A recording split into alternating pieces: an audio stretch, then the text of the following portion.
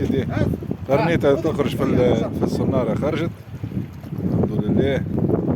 قرنيطة يا صاحبي خرجت في صنارة عشيري. خرجناها كامل ريق الناشف. لا الراجل فهمني برا شللها. طيب برا شللها غادي برا.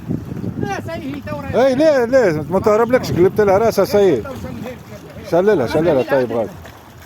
هاي سيدي هوك الطيب يشل في كعب قرنيط خرج في الصنارة.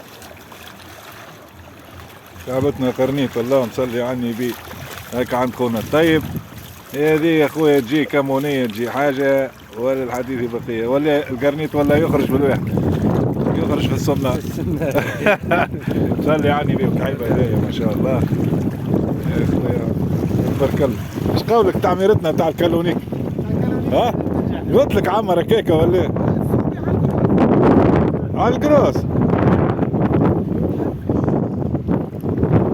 سيبو وريته التعميرة باش يعمر الكعبة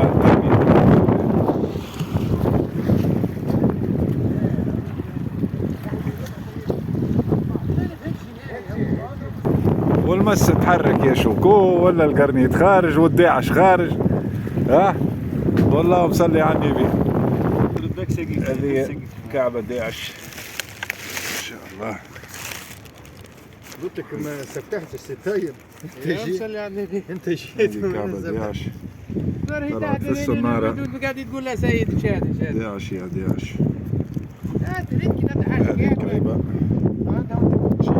حاجة مفونة برشا حلوة برشا. دونك تحيا الكالونيك.